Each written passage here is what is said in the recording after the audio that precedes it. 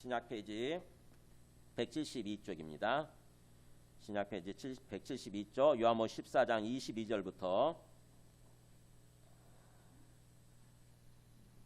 31절까지 22절부터 31절까지 저희 여러분 한 절씩 교독하시겠습니다. 신약 페이지 172쪽 22절부터 31절까지입니다.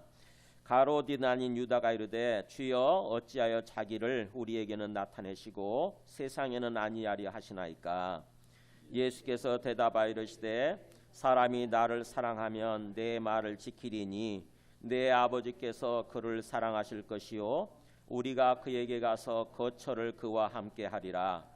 나를 사랑하지 아니하는 자는 내 말을 지키지 아니하나니 너희가 듣는 말은 내 말이 아니요 나를 보내신 아버지의 말씀이니라.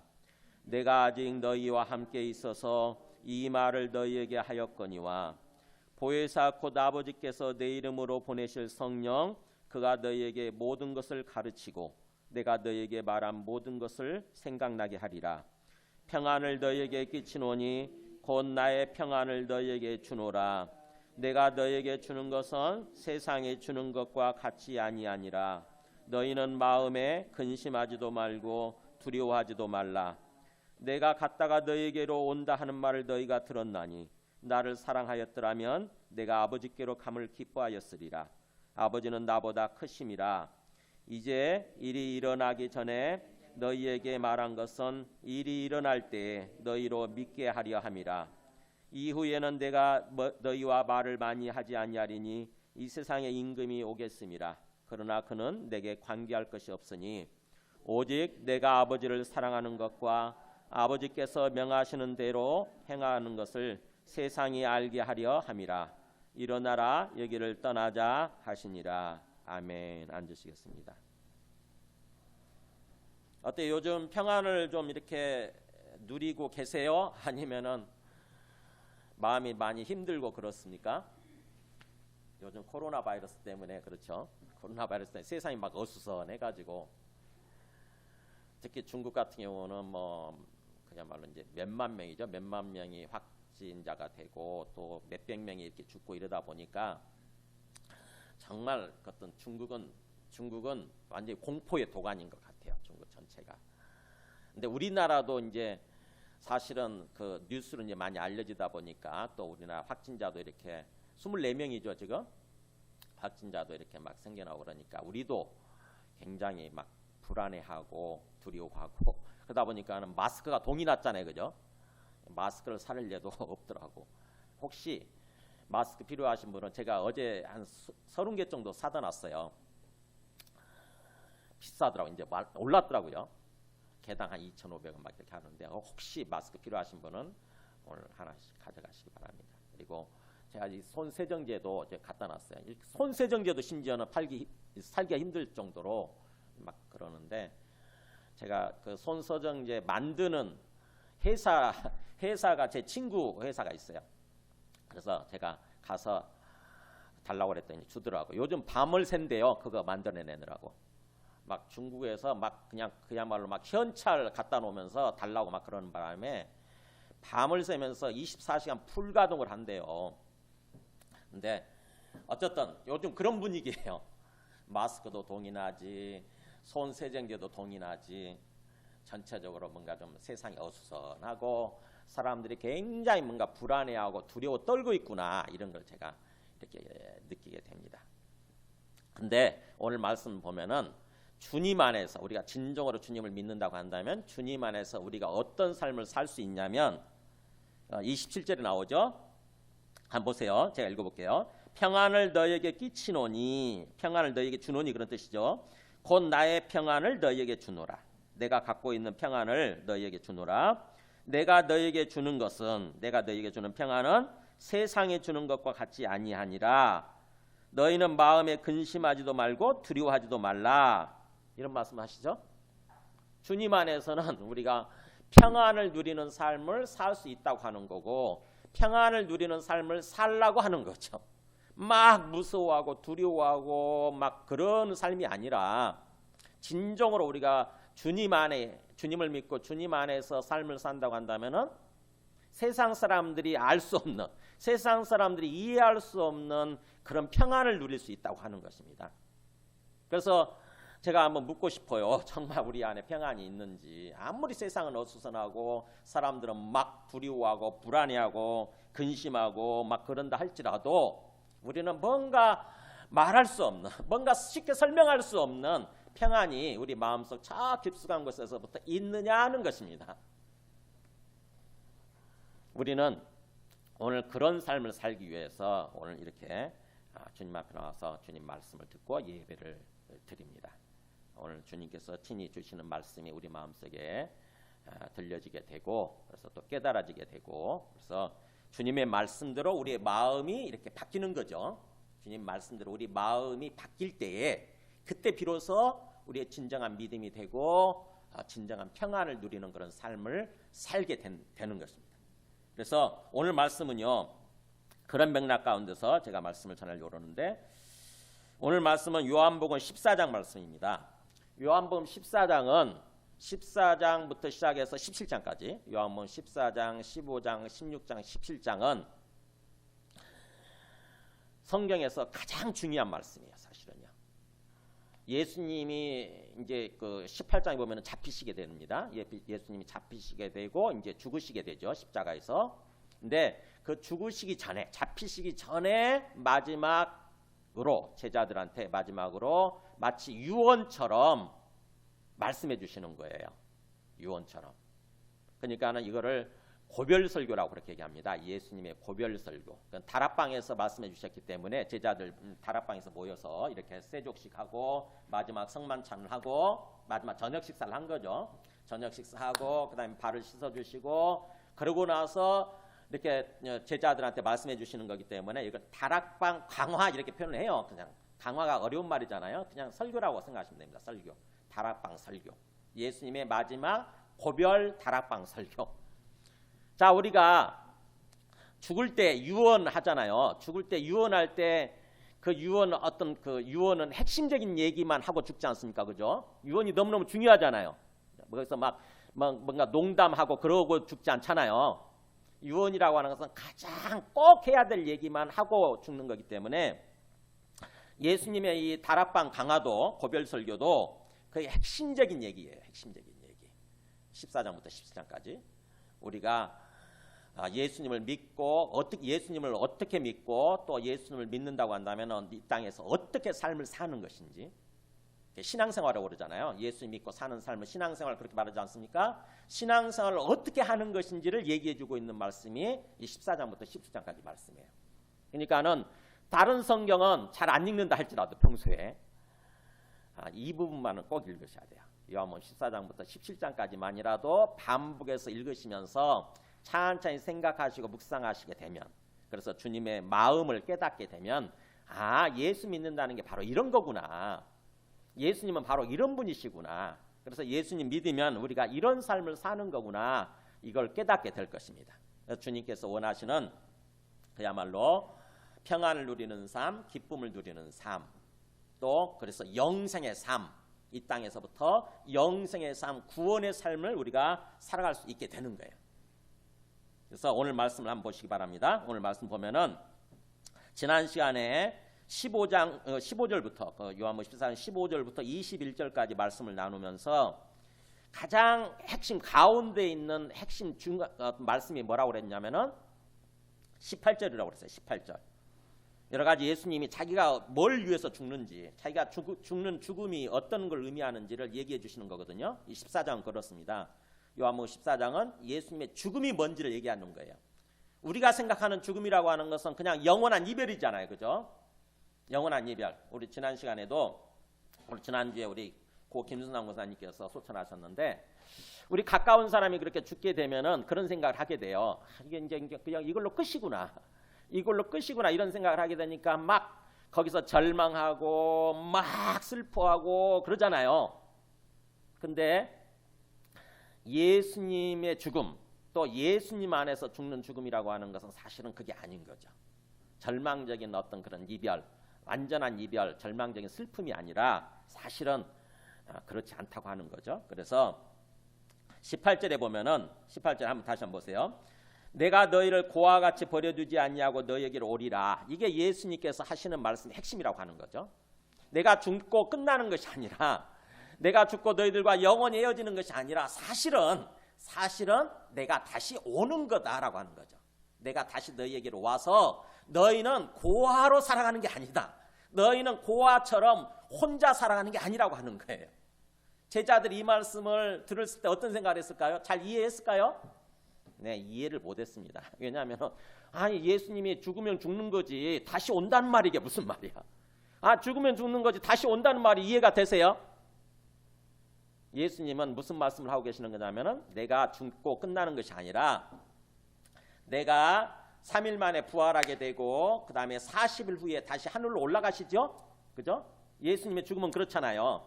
죽고 끝난 줄 알았더니 3일 만에 다시 부활하시게 되고 그때부터 40일 동안 이 땅에 살아계시다가 제자들이 보는 앞에서 하늘로 둥둥둥둥 떠가지고 하늘로 승천하시거든요. 이렇게 40일 후에.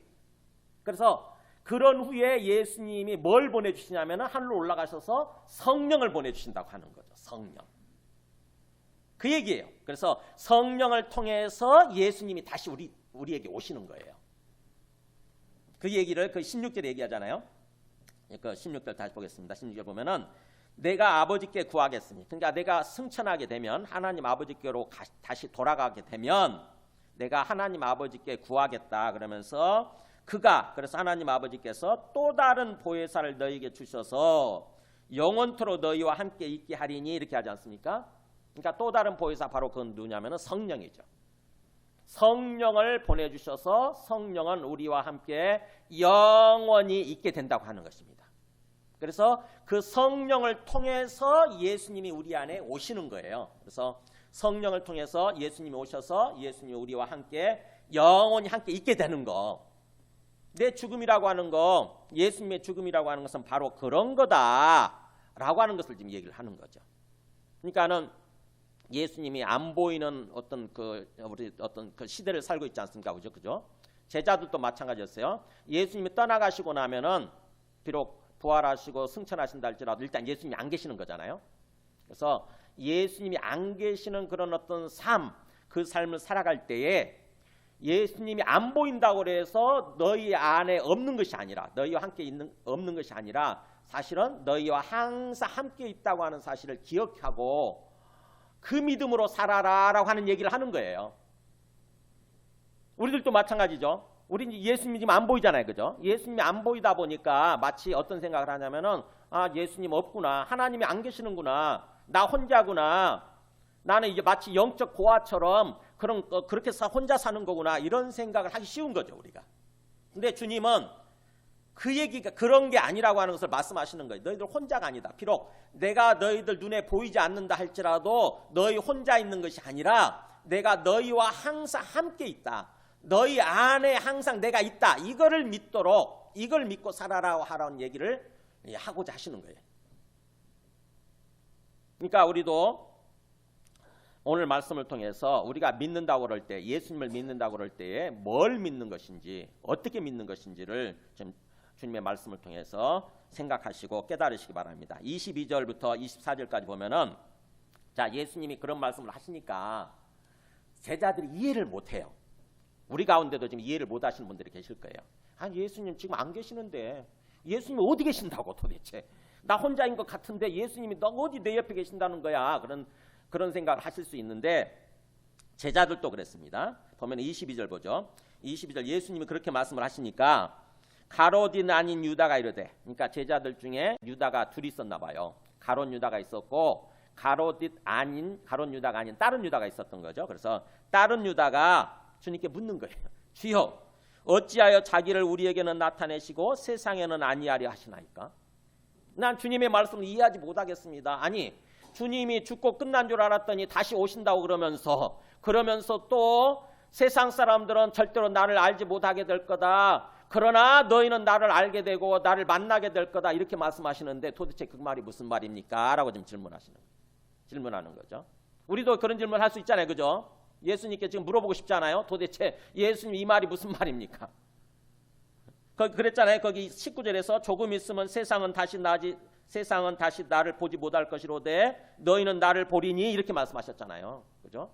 죽음이 있으면 죽고 없어지는 건데 세상은 다시 나를 보지 못하겠지만 너희는 나를 다시 보게 될 거다. 이게 무슨 말이에요, 이게? 그러니까는 지금 유다 아닌 다른 유다가 지금 질문하는 거 도대체 이게 무슨 말입니까? 왜 세상 사람들한테는 예수님을 드러내시지 않고 우리들한테만 드러내려고 하십니까? 그게 무슨 말입니까? 그러니까는 예수님이 말씀하신 게 23절에 오늘 어떻게 보면 핵심 말씀이고 예수님이 마지막 유언처럼 주시는 말씀 중에서 가장 핵심적인 말씀이 23절이에요. 23절 같이 한번 읽을까요? 시작. 예수께서 대답하여 이르시되 사람이 나를 사랑하면 내 말을 지키리니 내 아버지께서 그를 사랑하실 것이요 우리가 그에게 가서 거처를 그와 함께 하리라. 천천히 한번 생각해 보세요. 무슨 말씀이신가? 사람이 나를 사랑하면 내 말을 지키리니 내 아버지께서 그를 사랑하실 것이요 우리가 그에게 가서 거처를 그와 함께 하리라. 이해가 되십니까? 무슨 말이냐면 사람이 나를 사랑하면 이 말이 무슨 말이냐면 사람이 어떤 사람이든지 나를 믿고 진정으로 나와 교제하면서 영적으로 이렇게 교제하면서 나를 사랑하는 그런 마음을 품게 되면 그게 예수님 믿는 거죠. 예수님 믿는 게 바로 이거예요. 진정으로 나를 믿고 예수님을 이 땅에 오신 하나님의 아들 주와 그리스도로 믿고 그 다음에 이제 성령을 받게 되면 성령을 통해서 주님과 교제하는 삶을 살지요. 주님께 기도하면서 기도를 통해서 교제하죠. 그죠? 그래서 기도를 통해서 주님과 교제하는 삶을 살게 되면 그러면 주님을 사랑하게 됩니다. 우리가 주님을 사랑하게 돼요. 주님을 지식적으로 아는 게 믿는 게 아니에요, 여러분. 많은 사람들이 지식적으로 예수가 2000년 전에 어디에 있었대. 근데 예수라고 하는 존재를 그냥 믿는다고 하면 그래서 교회를 다니면 우리는 죽어서 천국 간대. 이런 식으로 믿는 사람들이 참 많아요. 그런 식으로 내가 믿고 있다고 생각을 하는 거야, 그거를. 근데 그게 믿는 게 아니에요. 그게 믿는 게 아니고 주님과 인격적으로 교제할 줄 알아야 돼. 주님과 인격적으로 안 보이는데 어떻게 교제합니까? 영이시니까 안 보이지만 교제할 수 있어요. 여러분 빙의라고 하는 거 아세요? 빙의? 귀신 들리는 거. 귀신 들리는 거. 귀신 들리면 빙의라고 그러잖아요. 즉 어떤 영이 귀신이 그 사람 속에 들어가는 거예요. 그러면 그 사람이 뭔가 그 말하는 거 보세요. 귀신이 그 마음 그 속에 들어가면은 귀신처럼 말을 하고 귀신처럼 행동하잖아요. 들어간 그 귀신의 인격을 그대로 반영해 주지 않습니까? 그런 것처럼 그게 귀신하고 교제하는 거잖아요. 귀신과 함께 사는 거잖아요. 그게. 그런 것처럼 하나님이 안 보여도 예수님이 안 보여도 성령으로 우리 안에 들어오신다고 하는 것입니다. 그래서 성령을 통해서 이제 우리가 주님과 교제하는 삶을 사는 거예요. 기도하죠. 기도하는 거. 기도하면 그게 돼요. 기도가 그냥 단순히 막 내 거 뭐 원하는 거 이것 들어주세요, 저것 들어주세요 이런 게 아니라 사실은 기도의 근본적인 의미는 뭐냐면 주님과 교제하는 거예요. 주님과 대화하고 주님과 교제하는 거예요. 내가 원하는 거 이것 주세요, 저것 주세요 하는 것은 간구하는 거지 사실은. 간절히 구하는 거고 기도라고 하는 것의 의미는 본질적으로 주님과 교제하는 거예요. 그래서 기도하게 되면 주님과 그렇게 영적으로 교제하는 삶을 살게 되고 인격적으로 교제하는 거죠. 그러면 주님을 실제적으로 믿게 돼요. 실제적으로 믿게 돼요. 진짜구나 이거. 주님이 진짜 계시네. 주님이 진짜 내 안에 계시네. 이거를 믿게 돼요. 그러면서 그 교제 시간이 깊어지면서 주님을 사랑하는 마음이 생겨요. 이상하게 주님을 자꾸 사랑하게 돼. 내 마음속에. 주님을 사랑하는 마음이 막 감정이 풍부해져요. 그걸 얘기하는 게 주님께서. 그래서 사람이 나를 사랑하면 그 말은 사람이 진정으로 나를 믿고 나와 교제하면서 나를 사랑하게 되면 그러면 내 말을 지키리니. 그러면 자연스럽게 우리는 주님의 말씀대로 살아가려고 하게 됩니다. 주님 말씀이 이상하게 순종하고 싶고 주님의 말씀을 지키고 싶고 이렇게 돼요. 자연스럽게 주님을 진정으로 그렇게 믿고 사랑하게 되면 그게 주님 믿는 거예요. 그게 주님 믿는 거. 1차적으로. 주님 믿는 거예요. 그러면 내 아버지께서 그를 사랑하실 것이요. 그러면 그 사람을 하나님 아버지께서 그 사람을 사랑해 주신다고 하는 것입니다. 주님께서 은혜와 긍휼을 하나님 아버지께서 은혜와 긍휼을 또 사랑을 충만히 베풀어 주시게 되는 거죠. 하나님 아버지께서 그 사람을 사랑하시게 되고 또 그렇게 해서 우리가 그에게 가서 거처를 그와 함께 하리라. 우리가 누굴까요? 예수님이 지금 말씀하세요. 예수님이 우리가 앞에서 하나님 아버지를 얘기하고 자기를 얘기하면서 우리란 말 써요. 그러면 우리는 누구예요? 하나님 아버지와 예수님이에요. 하나님 아버지와 예수님.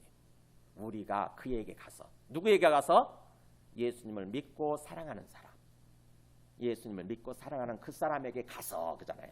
그 사람 속으로 들어가서 그런 뜻이죠. 그 사람 속으로 들어가서 누가요? 하나님 아버지와 예수님께서 그 사람 속에 들어가서 거처를 그와 함께 하리라.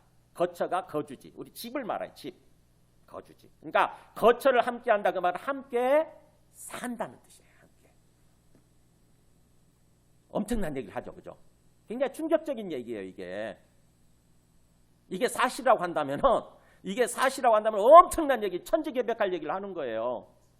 하나님 아버지와 예수님이 우리 안에 들어오셔서 항상 우리와 함께 살게 된다는 거예요. 여러분 믿어지세요, 이게? 만약에 여러분들이 진짜로 예수님을 진정으로 믿고 성령을 받았다고 한다면은 이 말씀에 대해서 이 말씀을 들을 때 아멘 하면서 너무 기쁘게 돼 있어요. 와, 이거 엄청난 일이 일어났구나. 하나님 아버지가 내 안에 계시다니. 예수님이 내 안에 계신다니. 이 엄청난 얘기잖아요. 그죠? 충격적인 얘기를 하는 거잖아요. 근데 예수님 지금 예수님의 말씀 거짓말하는 게 아니라고 한다면 이게 사실일 거잖아요. 그죠? 이게 사실일 거 아닙니까? 엄청난 얘기를 하는 거예요. 근데 만약에 24절에 보세요. 나를 사랑하지 아니하는 자는. 그러니까 예수님을 그냥 머리로만 지식적으로만 알 뿐이지 진정으로 예수님을 믿는 것도 아니고 그래서 예수님을 사랑하는 그런 것도 아니라고 한다면은 그런 사람은 내 말을 지키지 아니하나니. 그러니까 자연스럽게 예수님의 말씀대로 살지 않게 되는 거죠. 그냥 예수님 말은 말이고 그냥 성경은 성경이고 이렇게 되는 거죠. 그래서 내 말을 지키지 아니하나니 그렇게 되면은 결국 하나님 아버지께서 우리 안에 거하시지 못하게 되고 하나님 아버지와 함께 사는 삶이 안 된다고 하는 거죠. 그래서 보세요. 너희가 듣는 말은 내 말이 아니라 바로 나를 보내신 이의 말씀이 아버지의 말씀입니다. 그러니까 우리가 예수님의 말씀을 대로 예수님을 진정으로 믿고 예수님의 말씀대로 산다고 하는 것은 사실은 하나님 아버지의 말씀대로 사는 것과 똑같은 거예요. 예수님의 모든 말씀은 하나님 아버지가 주시는 말씀이라고 하는 거죠. 그래서 예수님께서 우리가 참으로 이 땅에서 평안을 누리고 기쁨을 누리는 삶을 살길 원하시는데 우리가 그런 삶을 살기 위해서는 1차적으로 우리의 믿음이 점검이 되어야 됩니다. 우리의 믿음. 진짜로 우리가 예수님을 믿고 사랑하고 있는가? 그래서 우리가 성령을 받아서 성령을 통해서 하나님 아버지와 예수님이 우리 안에 들어오셔서 우리가 항상 하나님 아버지와 예수님과 함께 사는 그런 삶을 살고 있는가 하는 거예요. 우리는 그것을 믿고 있는가 하는 것입니다. 주님께서는 그 믿음을 가지도록 지금 말씀해 주시는 거예요. 너희가 진정으로 나를 믿고 사랑한다면 너희 혼자가 아니라 너희 안에 성부, 성자, 성령이 함께 임하셔서 함께 있다고 하는 것, 함께 살고 있다고 하는 것을 진정으로 믿고 기억해라 이거예요. 진정으로. 여러분 만약에요. 하나님 아버지와 예수님이 지금 나와 함께 계신다. 내 안에 진짜 계신다. 그런다고 한다면은 어떻게 살 것 같아요, 우리가? 지금 막 불안하고 두려운 상황이에요. 막 코로나 바이러스가 막 퍼지고 그러다 보니까는 사람들 난리 났습니다. 막 공포에 쌓이게 되고 우리 아파트에 확진자가 한 명 다녀갔다 그러면 난리 나잖아요. 아파트 다 문 닫고 모든 상가 다 문 닫고 다 그러지 않습니까 지금? 학교도 다 문 닫아버리고 폐쇄하고. 근데 그렇게 두려운 상황 속에서 그런 두려운 상황 속에서도 진짜 하나님 아버지가 내 안에 나와 함께 계시고 예수님이 내 안에 나와 함께 계신다. 내가 진짜로 그걸 믿는다 그런다면 우리가 어떻게 할 것 같으세요? 세상 사람들처럼 막 불안해하고 두려워하고 안절부절 못하고 막 우왕좌왕하고 허둥지둥대고 그럴 것 같으세요? 아니면은 하나님 아버지를 향해서 대화할까요? 네. 삶의 방향이 바뀝니다. 완전히. 그죠? 생각의 방향이 바뀌게 돼 있어요. 진짜로 하나님 아버지가 내 안에 계시고 또 예수님이 내 안에 계신 걸 믿는다고 한다면 우리는 그분을 기억하게 돼요. 그분을 의식하게 됩니다. 나 혼자 막 불안해하고 두려워하고 어떡하지 하는 게 아니라 뭐예요? 옆에 계신다고 한다면 우리의 모든 삶의 해결자, 우리의 삶의 주인이신 그분이 옆에 계신데요. 그럼 어떻게 하겠냐고요? 당연히 그분께 대화를 하는 거죠. 주님 어떻게 할까요? 어떻게 해야 됩니까? 그러면서 그분께 도움을 요청하겠죠. 주님 저의 건강을 지켜주시고 우리 가정의 생명의 안전을 지켜주세요. 어떻게 하면 좋겠습니까? 이렇게 물을 거 아닙니까? 그잖아요. 그런 자세로 바뀌어야 되는 거예요. 그런 자세로. 그래서 그 말씀을 해주시면서 그러면서 이제 이렇게 말씀하죠. 25절 26절 내가 아직 너희와 함께 있어서 이 말을 너희에게 하였거니와. 내가 이런 말을 지금은 내가 너희들과 지금 함께 있기 때문에 아직 죽어서 떠난 게 아니기 때문에 내가 너희들과 함께 있기 때문에 내가 이 말을 해줬지만 이제 내가 떠나가고 나면 26절이죠. 내가 떠나고 나면은 보혜사 곧 아버지께서 내 이름으로 보내실 성령 그분이 오신다. 그분 나의 대타로서 예수님의 대타예요. 예수님과 바톤 터치를 합니다. 예수님과 바톤 터치 해가지고 이제 예수님의 대타로서 또 다른 보혜사 성령이 오시는 거예요. 그래서 또 다른이란 말을 쓴 이유가 거기 보면은 16절에 또 다른 보혜사란 말을 쓰거든요. 보혜사란 말 앞에 또 다른이란 말은 another, 영어로 another, 또 다른 보혜사. 즉 성령이 보혜사이신데 예수님이 또 보혜사라는 거예요. 사실은 예수님도 보혜사이셨는데 성령이 또 다른 보혜사라는 거죠. 보혜사란 말이 무슨 뜻이냐면 제가 한자말로 일부러 써놨어요. 우리 그 주보에다가 일부러 설교를 요약하면서 둘째 밑에 보면 나오죠.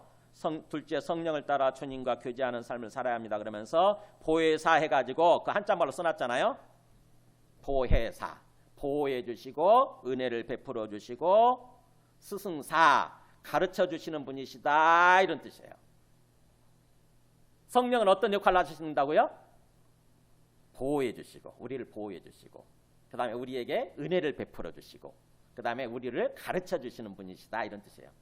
예수님이 보혜사이셨어요. 예수님이 보혜사이셨는데 이제 떠나가시잖아요. 우리에게 보혜사가 없어지는 거잖아요. 그래서 막 불안해하고 두려워하는 제자들 향해서 아니다. 내가 떠나고 끝나는 것이 아니라 나의 대타로서 또 다른 보혜사가 오신다. 그게 성령이시다. 그래서 성령이 오시게 되면 내가 했던 역할 너희들을 보호해주고 너희들에게 은혜를 베풀고 그 다음에 너희들을 가르쳐주는 그 역할을 성령이 또 하시게 된다 이거예요. 그래서 보혜사가 오시게 되면 이렇게 나오잖아요. 26절에 보혜사 그분은 곧 아버지께서 내 이름으로 보내실 성령이시다 이렇게 나오죠. 하나님 아버지께서 내 이름으로 성경에서 예수님의 이름으로 그 말은 예수님 대신에 이런 뜻이에요. 여러분 우리 기도할 때 끝에 어떻게 기도하죠? 예수님의 이름으로 기도합니다 이렇게 얘기하잖아요. 그 예수님의 이름으로란 말이 무슨 뜻이냐면 예수님 대신에 이런 뜻이에요. 예수님 대신에. 그러니까 하나님의 아들이신 예수님이 기도하면 하나님 아버지가 들어주실 거잖아요. 그런 그 예수님을 대신해서 우리가 마치 예수님이 기도하는 것처럼 기도할 때 당연히 하나님 아버지께서 들어주시는 거죠. 그래서 우리가 끝에다가 예수님의 이름으로 이렇게 붙이는 이유는 예수님 대신에 기도합니다 이런 뜻이에요. 이제 그런 거죠. 성령도 보혜사 곧 아버지께서 내 이름으로 나를 대신해서 보내실 성령 그분이 오시게 되면 이제 무슨 역할을 하느냐? 그가 너희에게 모든 것을 가르치고 그 전에 가르치자 쓰잖아요. 가르치고 말씀을 가르쳐 주시고 또 예수님에 대해서 가르쳐 주시고 하나님에 대해서 가르쳐 주시고 이 모든 걸 가르쳐 줘요. 성경에 있는 모든 것을 가르쳐 주시고 그 다음에 내가 너희에게 말한 모든 것을 생각나게 하리라. 네, 예수님이 우리에게 주셨던 모든 말씀들 있죠. 이거를 생각나게 해주신다고 하는 거예요. 그러니까 우리가 이렇게 말씀을 듣고 예배를 드리잖아요. 이것들이 사라지지 않습니까? 기억력이 사라지는데 결정적으로 어떤 상황이 되면은 그 말씀이 생각날 때가 있어요. 어떤 말씀이. 이걸 누가 하는 거냐? 성령께서 그렇게 해주신다는 거예요. 성령께서. 그래서 그 말씀대로 우리가 살아가도록 하기 위해서 성령께서 말씀을 생각나게 해주시는 거예요. 그러니까 우리가 예수 믿는다고 한다면은 성령 받는 게 너무너무 중요한 거죠. 성령 받지 않으면 아직 구원받지 못하고 있는 상태예요.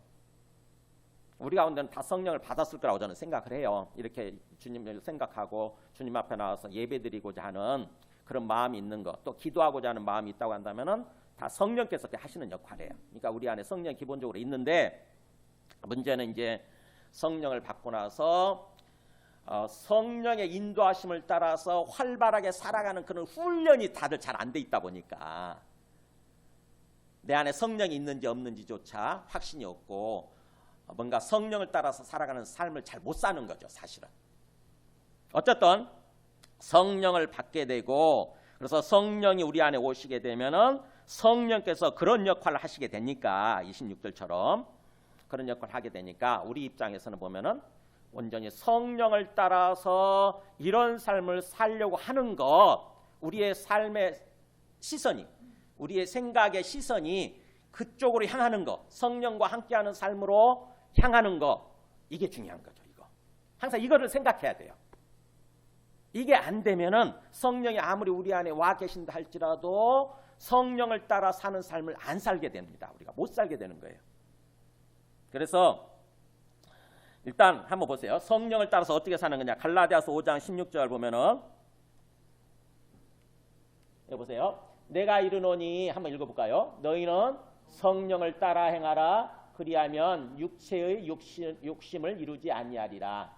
제가 육신이란 말은 가운데 일부러 써놨어요. 성경에는 육체라고만 돼 있는데 육체라는 말은 육신이란 말이 쓰이고요. 이게 로마서에서는 육신이란 말로 써놨거든요. 그러니까 왔다 갔다 해놨기 때문에 똑같은 단어를 육체 또는 육신 이렇게 왔다 갔다 써놨어요. 하나로 좀 통일했으면 좋겠는데 원문의 헬라 원문의 사르크스라고 하는 아주 중요한 단어예요. 사도 바울이 우리가 복음을 따라서 삶을 산다고 그랬을 때에 어떻게 살아야 되는지를 얘기할 때 성령과 육체를 항상 이렇게 얘기합니다. 성령과 육신 이렇게 얘기하죠. 근데 육체, 육신이 바로 뭐냐면은 사르크스라고 하는 우리의 타락한 본성이에요. 죄악된 본성. 그냥 보통 우리 생각하는 인간성이라고 생각하면 돼요. 인간성. 인간적인 생각. 그러니까 성령을 따라 사느냐 아니면 우리 인간적인 생각을 따라 사느냐 하는 거예요. 예수 믿지 않는 사람들은 성령을 받지 못했으니까 당연히 인간적인 생각을 따라서 살죠. 자연스럽게 육체를 따라서 육신을 따라 살죠. 근데 우리 성령을 받은 사람들은 예수 믿고 성령을 받은 사람들은 이제는 육체를 따라서 육신을 따라 살면 안 된다고 하는 것입니다. 성령을 따라서 살려고 해야 된다고 하는 거예요. 성령을 따라서 어떻게 사는 거냐? 성령은 하나님의 영이죠. 성령 하나님의 영이니까 성령 하나님의 영인 성령이 보혜사 성령 우리 안에 와 계신대요. 그러면은 그 성령이 오셔서 우리를 보호해 주시고 은혜를 베풀어 주시고 또 가르쳐 주신다고 그랬죠. 말씀도 생각나게 해 주시고. 그러면 성령 가만히 계시지 않아요. 인격적인 분이세요. 하나님이시니까. 하나님이지 하나님. 하나님이 영이고 하나님이에요. 마치 우리 인간이 영이 있잖아요. 우리 인간의 영이 바로 우리의 혼이고 그런 것처럼 우리 자신이듯이 또 우리의 인격이잖아요. 우리가 똑같이 생각하고 똑같이 느끼고 똑같이 말하는 거거든요. 그런 것처럼 하나님의 영 성령도 하나님처럼 똑같이 생각하고 똑같이 느끼고 하나님처럼 말하는 거예요. 하나님이세요. 그러니까 하나님인 성령이 우리 안에서 그렇게 역할을 하시거든요. 어떤 어려운 상황 속에서 이렇게 막 어렵고 막 그런 상황 속에서 가만히 주님 앞에 나와서 기도하면요. 성령이 우리 안에 뭔가 생각을 주세요. 생각을 주시고 말씀도 생각나게 해주시고 그러면 거기에 즉각적으로 순종을 하는 거예요. 우리가 이걸 해라 그러면 이렇게 하는 거고 이거 하지 마라 그러면 하지 않는 거고 이렇게 즉각적으로 순종하면은 성령이 더욱더 크게 역사하세요. 우리 마음속에 충만해지면서 성령 충만해지면서 성령의 실체라고 하는 것을 드러내시거든요. 진짜로 내 안에 성령이 계시고 그 성령을 통해서 또 주님께서 내 안에 계신다고 하는 게 분명히 더욱더 확실해집니다. 즉각 순종하는 게 필요해요. 그래서 성령을 따라서. 그게 성령을 따라서 행하는 거예요. 이게 행한다는 말은 행동한다는 뜻이고 산다는 뜻이에요. 성령을 따라 살아라. 이렇게. 반대는 육체를 따라 사는 거예요.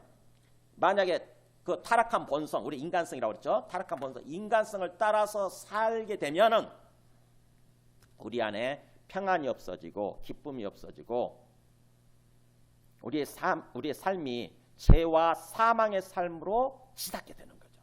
죄와 사망의 삶으로 치닫게 됩니다. 그러니까는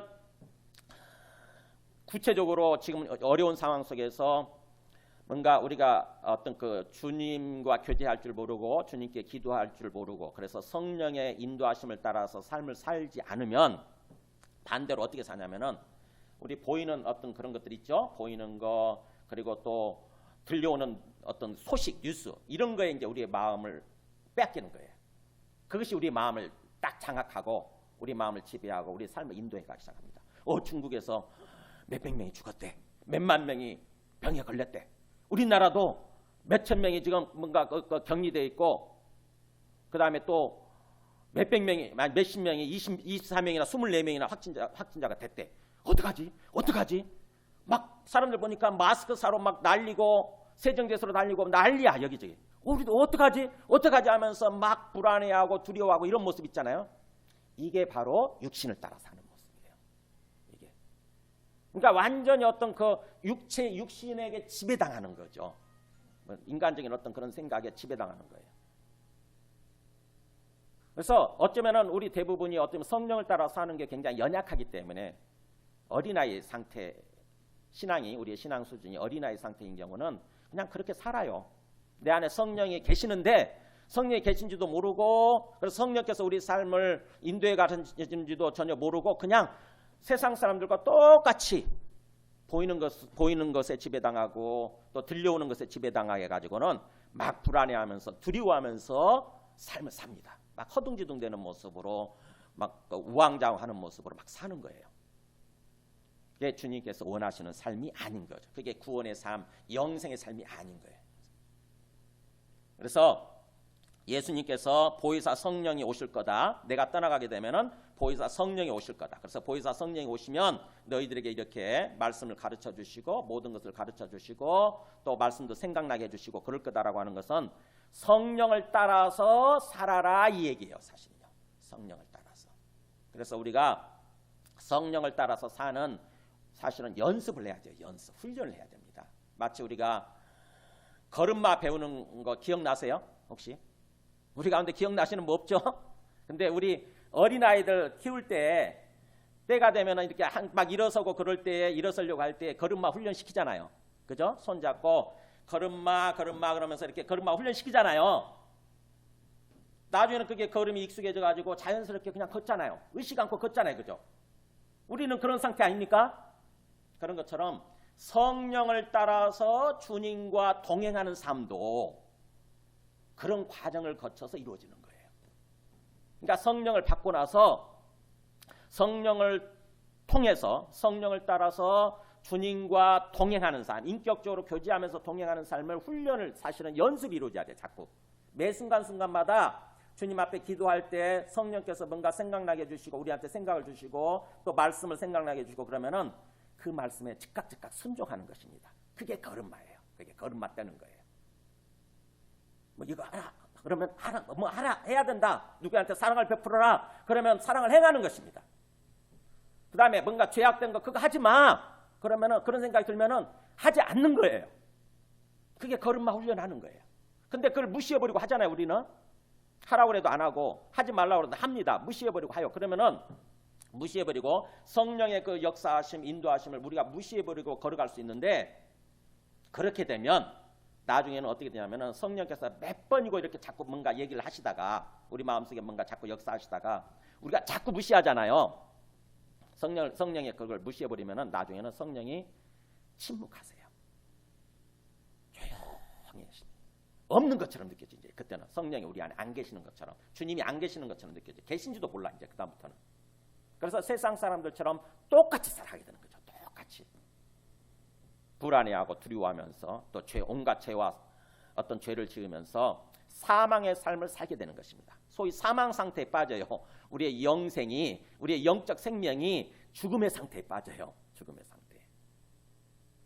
그래서 즉각 순종하는 거. 그게 이제 그것이 쌓이게 되면 자연스럽게 그게 길어져요. 성령께서 역사하시는 기간이 시간이 자꾸 길어지면서 나중에는 자연스럽게 성령님과 이렇게 대화하면서 교제하면서 주님과 함께 동행하는 그런 삶을 살게 되는 거예요. 그럴 때 우리 안에 평안이 있고 기쁨이 있게 됩니다. 환경을 뛰어넘어서 상황을 뛰어넘어서 평안이 있고 기쁨이 있는 삶, 소위 영생의 삶, 구원의 삶을 이 땅에서부터 사는 거예요. 갈라디아서 6장 8절 한번 보여줘 보실래요? 성령을 따라 사는 삶이 얼마나 중요한지 사도 바울이 계속 이렇게 얘기합니다. 보세요. 스스로 속이지 말라. 하나님은 업신여김을 받지 아니하시나니 사람이 무엇으로 심든지 그대로 거두리라. 그러니까 스스로 속이지 말라는 자기 자신에게 속지 말라 이거예요. 아무리 이렇게 하나님 말씀을 얘기해줘도 설마 그런 일이 있으려고 이렇게 생각하시는 분들이 있다고요. 에이, 설마 성령이 어딨어. 성령이 뭐 손에 쥘 수 있는 것도 아니고 볼 수 있는 것도 아니고 성령이 우리 안에 임하신다는데 이게 무슨 이게 사실일까? 그런 일이 일어나겠어? 성령이 우리 안에 오시게 되면은 성령을 통해서 하나님 아버지와 예수님도 우리 안에 오시게 된다는데, 그래서 항상 우리와 함께 살게 된다는데 무슨 그런 말이 도대체 이게 말이 되는 소린가 하면서 안 받아들이는 사람들이 있어요. 그래서 성령을 따라서 살지 않으려고 하는 거죠. 거기에서 속지 말라고 하는 거예요. 자기 자신에게 속지 마라. 그거는 육신적인 생각, 마귀가 주는 어떤 사탄적인 생각인 거죠. 거기에 속지 말라고 하는 거예요. 하나님은 업신여김을 받지 아니하시나니. 그러니까 아무리 우리가 하나님 그런 거 없어라면서 뭔가 하나님을 뭔가 멸시하고 무시하고 그런다 할지라도 하나님은 그렇게 되지 않는 분이라는 거예요. 하나님은 그렇게 만약 그렇게 된다고 한다면 하나님이 아닌 거죠. 그래서 하나님은 그렇게 멸시당하고 업신여김을 당하고 그런 분이 아니시다. 사람이 무엇으로 심든지 그대로 거두게 돼 있다라고 하는 거예요. 그러니까 어떻게 삶을 사느냐에 따라서 그대로 우리의 삶의 열매가 맺히게 돼 있다고 하는 거죠. 그러면서 밑에 파란 글씨 한번 읽어보겠습니다. 시작. 자기의 육체를 위하여 심는 자는 육체로부터 썩어질 것을 거두고 성령을 위하여 심는 자는 성령으로부터 영생을 거두리라. 이 두 가지를 대조시켜 놓고 있죠. 육체를 위해서 심으면 육체로부터 썩어질 것을 거두게 되는 반면에 성령을 위해서 심으면 성령으로부터 영생을 거두게 된다. 심는다고 하는 게 무슨 말이에요? 네. 육체를 위해서 심는다는 말은 육체를 따라서 사는 거예요. 육체를 따라서. 우리의 삶의 어떤 생각, 말, 행동 하나하나가 다 심는 거예요. 이게. 씨앗을 심는 겁니다. 씨앗을. 그러니까 타락한 본성, 타락한 인간성을 따라서 살게 되면 그게 심는 거죠. 그러면 반드시 우리의 삶 속에서 그 육체로 인해서 우리의 육신, 타락한 본성으로 인해서 썩어질 것, 죽을 거죠. 이게 썩어질 것, 죽어 없어질 것. 이것을 거두게 돼 있다. 우리 삶 속에서 죄와 사망의 삶을 살게 된다고 하는 거죠. 죄를 짓게 되고 그 다음에 죽음이 우리 안에 찾아오게 되는 거예요. 우리의 심령이 죽게 되고 우리의 영혼이 죽게 되고 그 다음에 우리 몸이 죽게 되고 우리 몸에 죽음의 증상이 찾아오고 그 다음에 우리 삶이 죽음이 찾아와요. 우리 삶이 깨져요. 다. 반면에 성령을 위해서 심게 되면 즉 성령을 따라서 사는 거죠. 성령을 따라서 항상 주님과 교제하면서 주님과 기도하면서 이렇게 주님께 기도하면서 사는 거예요. 그러면 성령으로 인해서 영생을 거두리라. 이 영생이 바로 죽어서 얻는 것이 아니라고 이 땅에서부터 하나님과 함께하는 삶이에요. 하나님 우리에게 평안을 주시고 기쁨을 주시고 그래서 하나님 안에서 우리 삶이 행복하게 되는 거예요. 복된 삶을 사는 게 되는 거예요. 그 영생을 거두게 된다고 하는 거죠.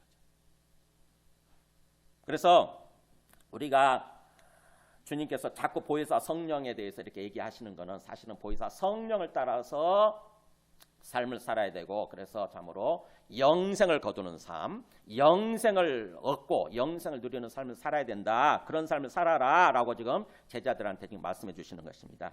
그러면서 이제 오늘 말씀은 결론이에요. 그렇게 삶을 살 때 성령을 따라서 삶을 살 때에 우리가 이 땅에서 어떤 삶을 구체적으로 어떤 삶을 사는 거냐면 27절에 나오죠. 평안을 너희에게 끼치노니 곧 나의 평안을 너희에게 주노라. 내가 너희에게 주는 것은 세상에 주는 것과 같이 아니하니라. 너희는 마음에 근심하지도 말고 두려워하지도 말라. 네, 예수님이 제자들한테 예수님이 안 보일 때 예수님이 없는 그런 안 보이는 그런 상황 속에서 그런 상황 속에서도 진정으로 예수님을 믿고 성령을 받아서 성령을 따라서 삶을 살게 되면 어떤 삶을 살기로 원하냐면은 평안을 누리는 삶이에요. 평안.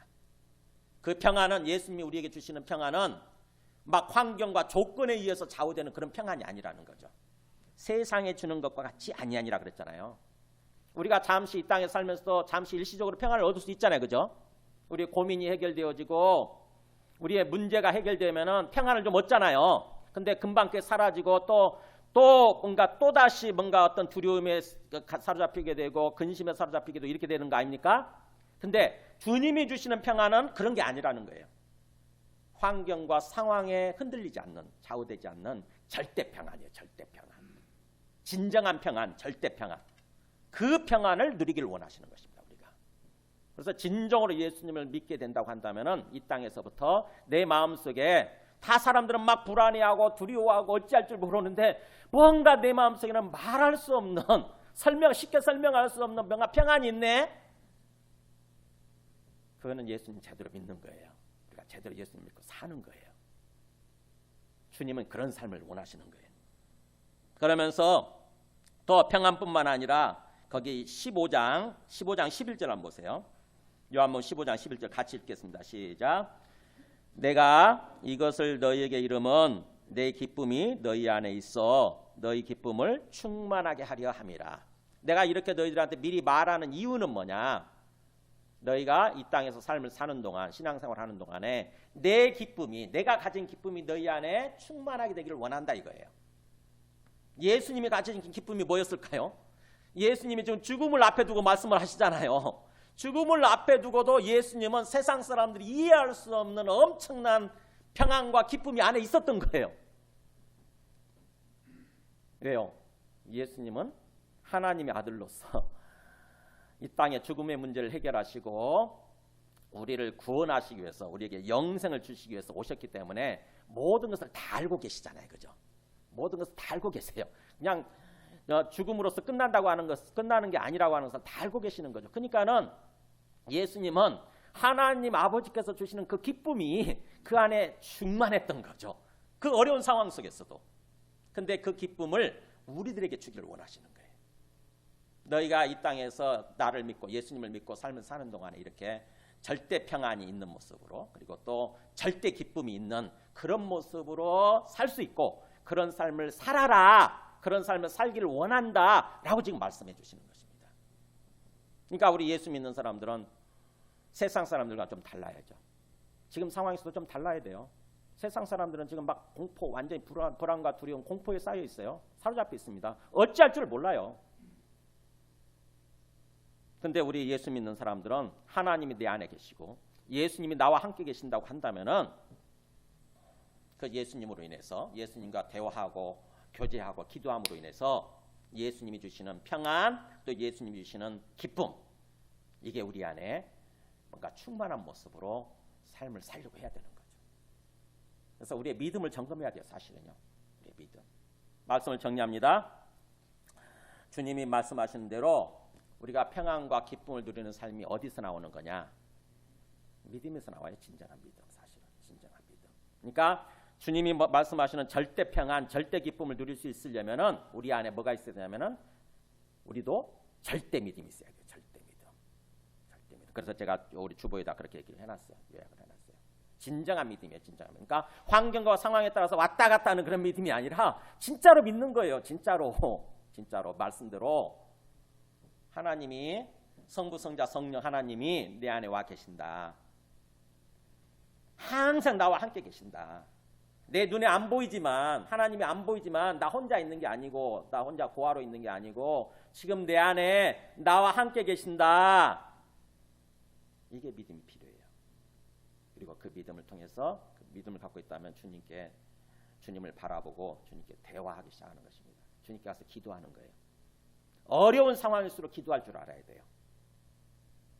진정한 믿음이 없는 사람들은 어려울 상황일수록 완전히 움츠러들죠. 그냥 자기 속에 동굴 속으로 들어가 버리잖아요. 하나님을 보고 다 필요 없어. 다 필요 없고 그냥 동굴 속으로, 나만의 세계 속으로 푹 들어가 버려가지고는 혼자 막 걱정하고 두려워하고 이거 어떡하지 하면서 그러고 있는 모습으로 살잖아요.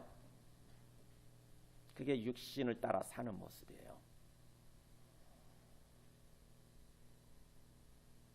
빌립보서 마지막으로 한번 볼까요? 빌립보서 4장 4절 한번 보여줘 보실래요?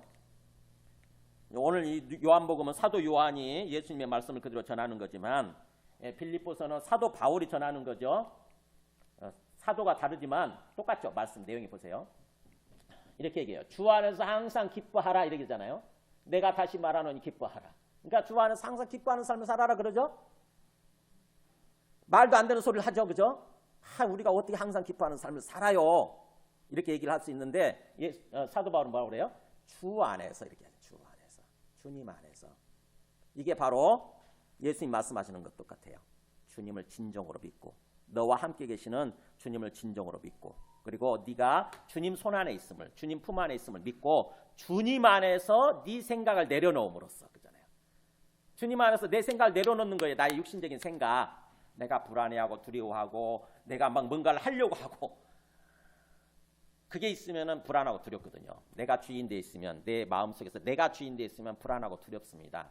근데 그거를 내려놓는 거예요. 네가 주님 안에 있음을 믿고 주님 안에서 항상 기뻐하는 삶을 살아라. 이게 중요하니까 다시 강조하죠. 내가 말하노니 다시 말하노니 그렇게 기뻐하라. 이게 진짜로 주님을 믿는 우리의 어떤 삶의 모습이라고 하는 거죠. 우리의 시선을 우리의 삶의 우리의 생각을 거기다 초점 맞추는 거예요. 정말 내가 기뻐하는 삶을 살아야 되겠구나. 뭔가 자꾸 부정적으로 생각하고 자꾸 불안해하고 자꾸 불평하고 원망하고 막 이런 어떤 그런 모습으로 사는 것이 아니라 좀 마음을 딱 펴고 그죠? 마음을 딱 펴고 얼굴 활짝 펴고 주님을 바라보고 주님 안에서 뭔가 좀 기뻐하는 삶을 살려고 해야 되는 것입니다. 긍정적으로 생각하고 그래야 더욱더 우리가 평안을 누리게 되고 우리의 삶이 형통하게 돼요. 그러면서 이렇게 얘기하죠. 너희 관용을 모든 사람에게 알게 하라. 주께서 가까우시니라. 이렇게 주님을 진정으로 믿는다고 한다면은 또 우리가 구체적으로 사람들과의 관계 속에서 인간관계 속에서 어떤 모습으로 나타나야 되느냐? 관용을 베푸는 삶이에요. 관용이 사랑이에요. 관용 사랑. 그러니까 이웃사랑이라고 그러잖아요. 형제사랑, 이웃사랑. 그래서 정말로 주님이 나의 주님이시고 나와 함께 계신다. 내 삶이 주님 안에 있다. 이걸 믿는다고 한다면은 내 생각을 내려놓고 내 욕심을 내려놓고 사람들과의 관계 속에서 사람들을 돌아보고 사람들에게 관용을 베풀고 긍휼을 베풀고 사랑을 베풀려고 하는 거 이런 삶을 살아야 된다고 하는 것입니다. 주께서 가까우시니라 그랬잖아요. 주님이 가까이 계시기 때문이다. 이렇게. 그러니까 주님이 가까이 계시다고 하는 거 항상 기억해라. 너 혼자 있는 게 아니고 주님이 너의 삶의 주인인 분이 네 가까이 항상 있어서 너를 지켜보고 계시고 너의 삶을 인도하고 계신다고 하는 것을 항상 기억해라. 그래서 주님 앞에서 주님 때문에 어떻게 보면은 내 생각, 내 욕심을 내려놓고 다른 사람을 돌아보고 다른 사람한테 관용을 베푸는 긍휼과 사랑을 베푸는 그런 삶을 살아라라고 하는 것입니다. 모든 사람에게 알게라 그랬죠? 모든 사람에게 관용을 베풀어라. 내가 좋아하는 사람, 내 가까운 가족들한테만 관용을 베풀고 다른 사람들한테는 그런 것 전혀 관심도 없고 그러지 말고 뭐예요? 모든 사람에게. 주님이 우리에게 원하시는 거예요. 그럴 때에 그러면서 아무것도 염려하지 말고 그랬잖아요. 그러니까 지금 염려되는 상황인 거죠. 그죠? 염려되는 상황 속에서 염려할 수밖에 없는 상황이지만 그러나 염려하는 것을 멈추는 거예요. 일단 멈추고 내가 막 붙들고 씨름하고 염려하는 걸 멈추고 누구를 바라보냐면은 주님께로 나아가는 거죠. 다만 오직 모든 일에 기도와 간구로 그렇죠. 주님 앞에 나아가서 주님께 기도하고 간구해라. 기도라고 항상 아까 뭐라고 그랬죠? 교제하는 거라고 했죠? 주님과 교제하는 거. 그다음에 간구는 간절히 구하는 거. 우리가 원하는 것을 요구하는 거, 요청하는 거. 그럴 때에 너희가 구할 거, 너희가 원하는 것을 감사함으로 하나님께 아뢰라. 기도할 때에 진짜 주님을 믿는다고 한다면은 주님 앞에 감사합니다 하면서 기도하라는 거죠. 네, 기도할 수 있게 된 거 얼마나 감사합니까? 그잖아요. 주님 앞에 우리가 누구한테 기도할 수 있다고 하는 거, 대화하고 요청할 수 있다고 하는 거 얼마나 감사한 상황입니까? 그러니까는 감사하면서 하나님께 기도하기 시작하는 거예요. 근데 주님을 제대로 믿지 않는 사람들은 뭐예요? 기도를 안 하거나 아니면 기도를 형식적으로 하죠. 형식적으로 조금 막 무슨 청구서 내밀듯이 주님 앞에 청구서 딱 내밀고는 딱 던지듯이 던져놓고는 사라져버리죠. 그게 기도가 아니에요. 사실은요. 주님과 대화하는 것입니다. 교제하는 거예요. 주님 앞에 감사합니다. 주님 감사합니다. 네, 저에게 이렇게 기도할 수 있는 그래도 기도할 수 있는 상황을 주셔서 감사합니다. 기도할 수 있는 마음을 주셔서 감사합니다. 아직 내가 죽지 않고 내가 병에 걸리지 않고 이렇게 지켜주셔서 감사합니다. 우리 가족 중에 한 명도 병에 걸리지 않고 그래도 이렇게 지켜주셔서 감사합니다. 감사할 것 천지예요. 사실은요. 가만히 생각하면 감사할 것 너무 넘칩니다. 그러니까는 무조건 감사합니다 하면서 시작하는 거예요. 감사합니다. 그게 진정으로 주님을 믿고 사랑하는 모습이에요. 우리가 옛날에 그 어떤 자식을 키울 때 보면은 자식이 잘못하면 종아리 걷어 해가지고 종아리를 회초리로 때리잖아요. 근데 회초리 맞으면서 그 아이가 좀 철든 아이, 좀 성숙한 아이 같으면 어떻게 해요? 회초리 맞으면서 엄마 아빠 감사해요 그러잖아요. 엄마 아빠 감사해요. 나를 때려주셔서 감사합니다. 나를 올바로 키워주시기 위해서 나를 이렇게 때려주셔서 감사합니다. 이러죠. 그러잖아요. 눈물 흘리면서 감사하다고 얘기한다고. 근데 그렇게 되면은 뭐죠? 회초리를 멈추잖아요. 그죠? 막 감사하다고 하는데 거기다 회초리 더 들 사람 없잖아요. 근데 뭘 모르는 아이는 그죠? 맞으면서 왜 때려 그러죠? 왜 때려? 날 왜 때려? 그러면서 빡빡 대든다고. 그럼 어떻게 하죠? 걔는 조금 더 맞아야 돼. 조금 더 맞아야 돼요. 저 깨달을 때까지. 왜 때리는지 스스로 알 때까지 조금 더 맞아야 돼. 하나님도 마찬가지예요. 하나님이 우리가 뭔가 큰 죄를 범하고 그럴 때는 우리를 징계하시고 심판하세요.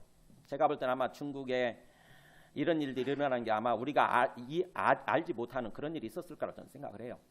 하나님께서 저 나라를 어떻게 보면 좀 징계하시고 경고하시고 심판하시는 건데 그러면은 참으로 깨닫고 어떻게 회개해야 돼요. 사실 주님 앞에서 회개하고 그러면서 또 이렇게 어떤 징계를 통해서 회초를 통해서 깨닫게 해주셔서 감사합니다. 진짜 하나님이 살아계시고 그런다고 하면 깨닫게 해주셔서 감사합니다. 이렇게 또 뭔가 감사하면서 기도를 해야 되는 거죠.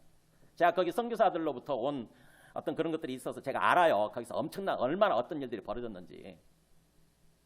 하나님께서 어떻게 보면 징계하시고 경고하시는 건데 이런 어떤 일들을 통해서 사실은 회개하고 하나님 감사합니다 해야 되는 거죠. 그래야 빨리 저기 멈추고 이렇게 되는 거거든요.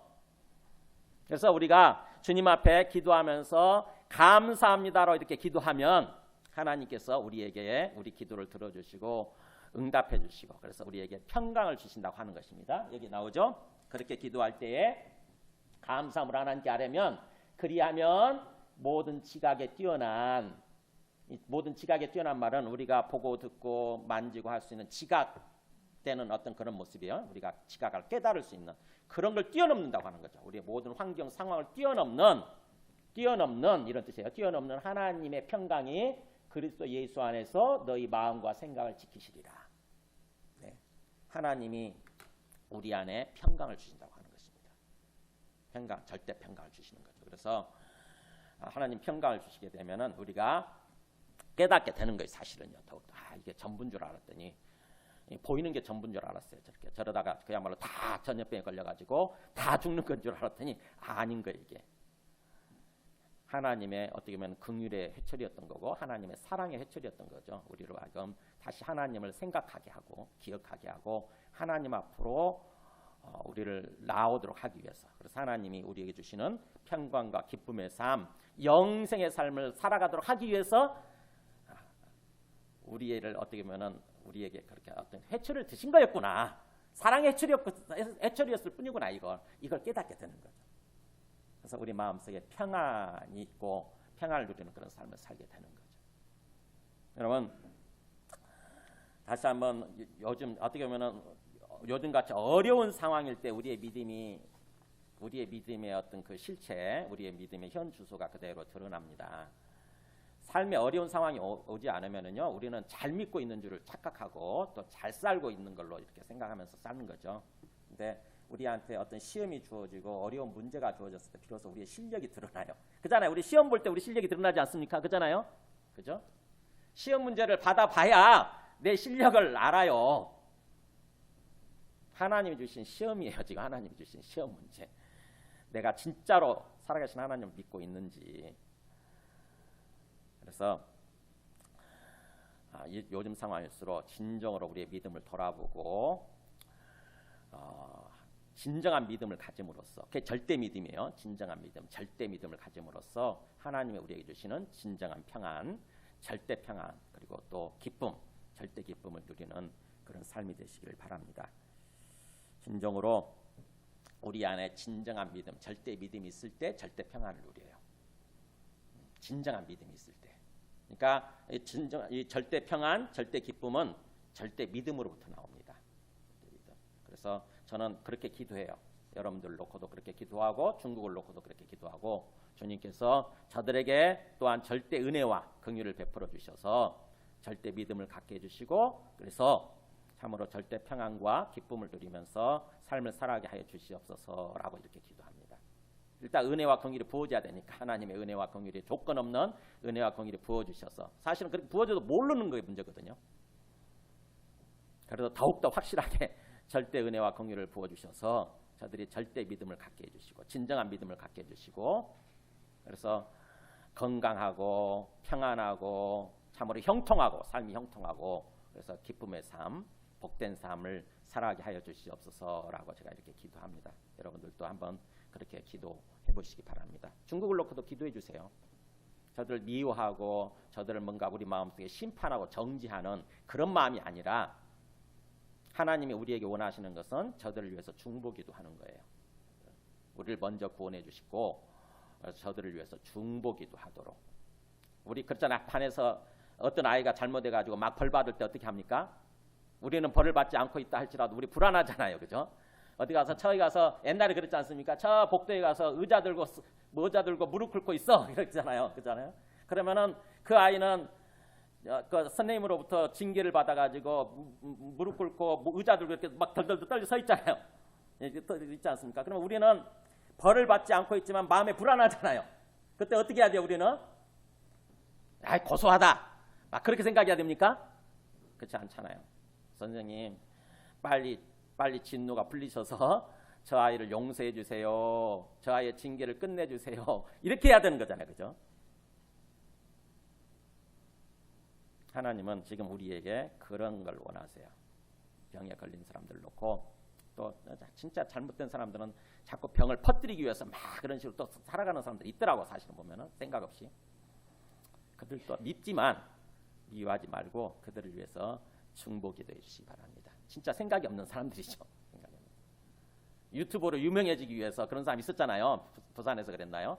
내가 우한 바이러스 감기 걸렸다 그러면서 바이러스 폐렴 걸렸다 그러면서 막 캑캑캑하고 그러면서 그 전철에서 내려가지고는 사실 내가 거짓말했다. 쟤들이 뭐 알 거냐 그러면서 그랬잖아요. 진짜 생각이 없고 미성숙한 사람이죠. 진짜 그 사람들을 실컷 밉지만 그래도 미워하면 안 돼요. 그 사람들 긍휼히 여겨주시고 불쌍히 여겨주시고 저 사람들 구원하여 주시옵소서 이렇게 기도해야 되는 거죠. 우리 함께 찬송과 기도하겠습니다. 찬송가 405장